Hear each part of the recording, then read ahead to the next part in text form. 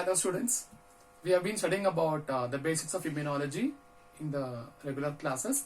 So actually I think we can go to the topic of types of immunity and then further to immune response, cells involved in the immune system. We'll go in that pattern. Today's class we will first learn about two important topics. One of them is types of immunity and the other one is immune response. Here I am not going in detail of full immune response. It's a basis of immune response, which tells you about primary and secondary immune responses, etc. Okay, so let us first go to this topic, types of immunity. So we all know that immunity is something which is so important for us, isn't it? And we are all facing this COVID-19, where we find we have to get immunity for the particular virus. We do produce antibodies whenever we have a foreign agent in our system. But what we are facing presently is a different situation where it's a pandemic infection where people are suffering, but not all of them will lead to a severity.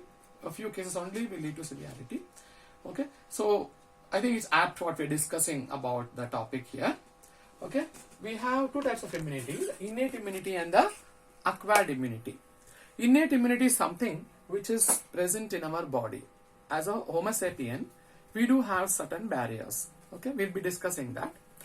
Acquired immunity is something which we get exposed to some microorganism, just like a virus, what we are seeing now. So we get exposed to the virus and start developing immunity towards it. So we are acquiring the organism in our system and then we are responding for that. So innate is something which will protect us, which already we have certain physical barriers and chemical barriers in our system. Genetically we are having that inherited and we are going to produce those compounds and we protect ourselves from them. Okay, so we'll go in detail of that with the written slides. Okay, so let us go with the first one. We classify the immunity into two types, the innate immunity and the acquired immunity. As I told you, innate immunity relates to certain things which are already existing in our body. Skin, for example, we have production of these scleroproteins and bacteriocins which will protect us. Mucous membrane. Mucous membrane will have the mucous secretions with a secretory immunoglobulin A. Respiratory tract, when you talk the ciliary epithelial cells will produce mucus and it's going to protect us. We're going to trap the microbes which are going to enter. Gastrointestinal tract, like gastric juice, which is of a pH 2 to 3 and alkaline pH in the intestine. Genitourinary tract, when you consider these organs are said to be free from generally the microorganisms. Okay, kidney, the ureter, urinary bladder. Okay, and the medulla is said to be hypertonic in condition. So each one has its own way of protecting our system, which all is genetically inherited. The tears from produced in the eyes will have lysozyme, which kills the bacteria. The milk secretion will have lactoferrin. So we have certain things which are already existing in our system. This is called innate immunity. So here the microbes are prevented from multiplication or from causing an infection due to certain barriers. I think this I already studied bit of it in the medical microbiology, right? Okay, where you learn about the various barriers. Fine. So in the acquired immunity, we classify what's acquired immunity. When we take a microorganism in our body, then we start producing antibodies. In this, we don't find the story of antibodies. Okay, here we have the role of antibodies. Active and passive. Two types of immunity are acquired is classified into active and passive immunity. We'll be going in details of it now. What is active immunity? Active immunity is something where an individual will get exposed to the microbe and then produce the antibodies for that. This is going to help or going to protect the human from the infection. So we have two types again when you talk about this. Active immunity is classified as natural and artificial. What is natural? Concept is same. The individual will produce antibodies. Okay, for protection. Natural means you get exposed to the various organisms, the pathogens or the antigens through various conditions like air, food, water, etc. where the individual will start producing antibodies after exposure naturally through these methods. Okay, and then they produce antibodies to protect. This can include primary immune response, secondary immune response, whatever conditions. But this is a mechanism of natural active immunity. Active means you have to produce the antibody. That's the meaning.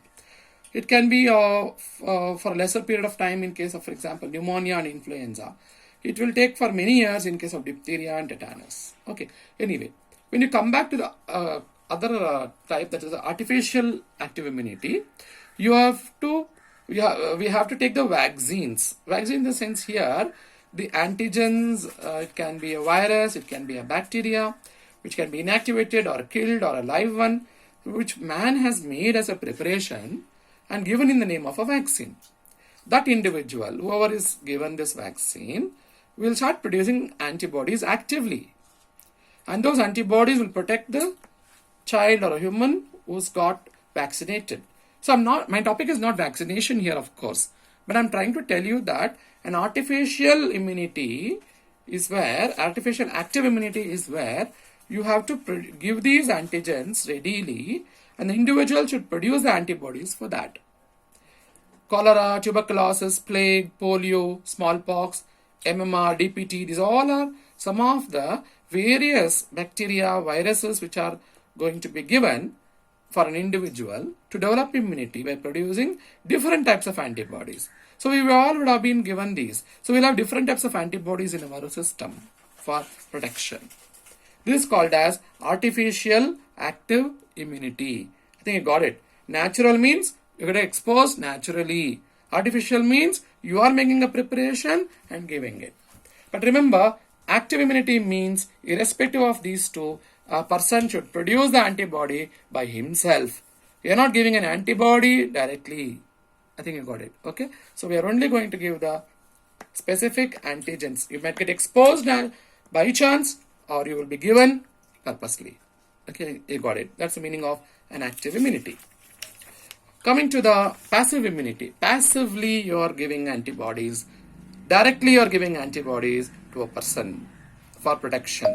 For example, presently what is the treatment given to COVID-19, which Bangalore also has started, is the same mechanism. What is your plasma therapy given now?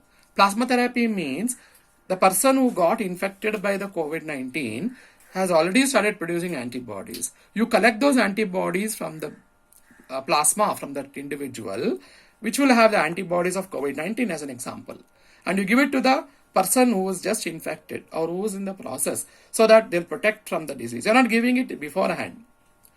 It is not needed, right? So when the person is having the infection, you're giving this. But certain cases we do. It does happen so that when conditions prevail, we do give the antibodies. For example, we take the anti-tetanus, or we take the anti-venom. These all are related to passive only. Okay, so please understand, passive immunity means antibodies are given directly to an individual so that the antigen can be attacked and the patient can be protected from the disease. Okay, you will understand it a little more as we go here in the classification. It's a short, temporary aspect. Passive immunity is short-lived, temporary. The person will fight himself by producing antibodies, but till then it will give a protection. Okay, no? So natural and artificial, again you classify them. Natural passive means mother to child. Mother will give antibodies. Let's say mother is vaccinated with certain organisms like diphtheria, German measles, whooping cough. She will produce the antibodies, and those antibodies are passed on through the placenta to the fetus. That's one way of protection during gestation. Okay, she doesn't protect the child or the fetus during gestation alone. After giving birth also, through the colostrum and the milk what she is going to feed the baby and the infant, from 3 to 6 months to 12 to 15 months is again a natural passive, because whatever she has antibodies in her, she will be passing it on to the child, and child is protected from the infection. Okay, coming to the artificial passive immunity. This is a process where you have to take the antigens or the pathogens, toxins, venom, whatever for the matter. you can produce, for antigens or pathogens, you can produce antibody. For toxins, you can produce antitoxoid. For venom, you can produce antivenom, like that. Okay, so take these organisms, you can inactivate them, whatever for the matter, inactivated or killed, whatever, relatedly, that is given to the animal. Okay, what animal? Injected to the mice or a hamster or a horse. Horse is more preferable because it can produce the antibodies in large numbers. So again, time is intervals are different. So slow dosages are given to these animals for maybe for mice 2 to 3 months, whereas for a horse around 9 to 10 months, like that. Okay, so these animals are able to produce the antibodies or the antivenom or the antitoxoid, whatever for the matter, relatedly. That can be purified by affinity chromatography. You'll be dealing with maybe in industrial microbiology, you'll be studying what is affinity chromatography. I'll not go into details now. Let us see if any questions come, we will discuss them. Okay, so by affinity chromatography, you will pick the specific antibody. For example, I want to produce an antibody for chickenpox. What will I do? The chickenpox virus is injected in the hamster. Hamster will produce the antibody. It will have several antibodies in it. I want only chickenpox antibody. So I'll have to go for purification by affinity chromatography and pick out only the antibody for chickenpox. That's the way we purify that. Okay, and the purified ones are given as an antibody or an antivenom, anything. It's a common diagram of all these. Okay, whether it's an antibody or antitoxoid, it's a common diagram that can be given to the individual for protection. Simple way to understand. Somebody is bit by a snake. Okay, he's having a venom in his body. So what you need to do? Antivenom you need to give. So that antivenom is produced by this method. You take the venom first from the snake, then the venom is given in very low dosages to the horse. Horse will produce antivenom. You purify them from the horse blood. You purify them and collect them. That antivenom is kept in storage. When somebody is bit by a snake, this antivenom is given immediately for protection. I think you got it. This concept of immunity passively, same thing is happening in COVID-19 treatment nowadays. Plasma therapy, from the infected patient, the antibodies are purified. So purification is little expensive part. Okay, so we don't know whether the treatment is crude antibody given or a purified antibody given. Okay, but plasma therapy is in process. Okay, that antibodies will protect the person. So directly ready-made, you do not go wait for this person to produce enormous numbers of antibodies. Already there, you are giving it. Such a mechanism is called passive immunity. I think you got the concept. So we learned what is active immunity, what is passive immunity. Active means person should produce antibodies by himself. Passive means antibodies are given to protect the person from the infection. So it can be natural or it can be artificial. Okay, we have come done with the first topic of the session. Now we'll go with the immune response topic. So of course this might be something a small introductory for you. We'll be dealing with this separately in the next videos coming shortly. Whenever there's a question on immune response, you should classify the answer into two steps. Humoral immune response, cell-mediated immune response. And second one is primary immune response and secondary immune response. Means you are classifying the topic. Here I'll be teaching you this in the future sessions. Humoral immune response and cell-mediated immune response. Here we'll discuss about primary and secondary immune response, which will be, like, both are hidden. Both are mutually related. We cannot remove them or separate them. Okay, let's see here, for example. Primary immune response.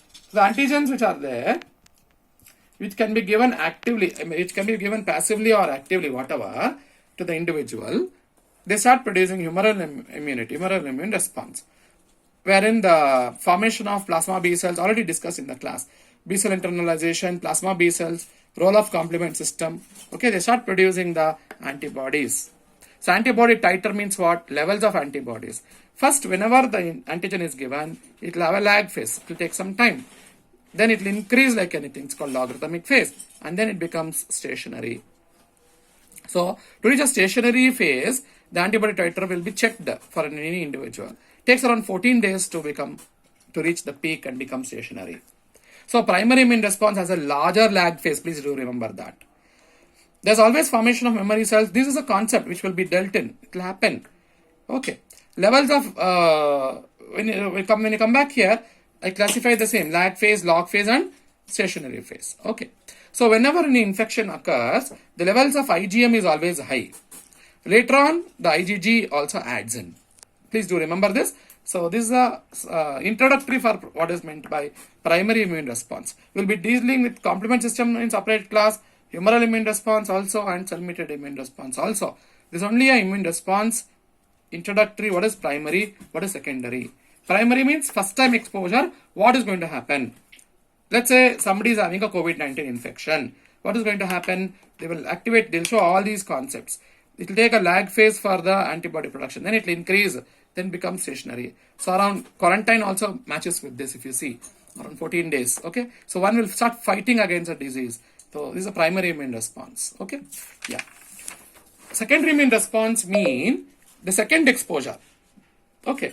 Let's say the same patient has recovered and is moving around and got exposed to the virus once again. So that a memory cell will be there already. Memory B cells will be there in the system. The T helper cells activates memory B cells. Memory B cells will differentiate into plasma B cell and memory B cell once again. Plasma B cells produce many antibodies and protects the individual very soon. So you won't have this lag phase that time. Just directly logarithmic phase will come. So you can see this primary, secondary. Graphs always represent lag phase, log phase, and means to show the peaks. Okay. So what do you see here? Antibody titer means levels of antibodies mean whenever the red one indicates primary immune response, the violet one indicates secondary immune response. Okay. What do you see here? IgM is first going to be produced during the first exposure. IgM levels will be there more. See, you can see that it goes to a peak. IgG also adds in later on and it falls down. Just to show that IgG comes second. IgM is produced first. Okay. In the primary immune response. And the peak goes higher. A particular titer value reaches there. That time both IgM, IgG both will be present in the body. Okay. This is one thing. Never immunoglobulins survive for many weeks. We know that. They don't exist. IgG is produced in the secondary immune response. The same patient is exposed for the virus once again, let us say. IgG is produced first. IgM is produced later. But the peak of production will be together IgG plus IgM. Okay. What difference do you see here? Second time when a person is exposed for any organism, maybe a bacteria or a virus, the high titer value will be observed in a short period of time. It can be 100,000 folds higher than the first one. So that's one thing you have to observe. Second thing what you have to observe is which is produced first. In primary immune response, IgM is first, then IgG. Secondary immune response, IgG first, then IgM. Okay. And one more thing you have to observe. 3 points. Third one is the lag phase is seen. Here no lag phase is seen. So lag phase is present, absent. IgM first, IgG first. Third one, see the peak? It is low, but it is high. This much, 100,000 folds higher. I think I just wanted to tell you what is secondary immune response here. Okay, this graph tells you both. So in this today's class, the very beginning class of the video sessions, we have learned what are the different types of immunity, what are the different types of immune responses. In the coming class, I'll be teaching you about the humoral immune response and cell-mediated immune response. Possibly, we'll first touch the types of cells in the immune system and then go ahead. Okay, thank you.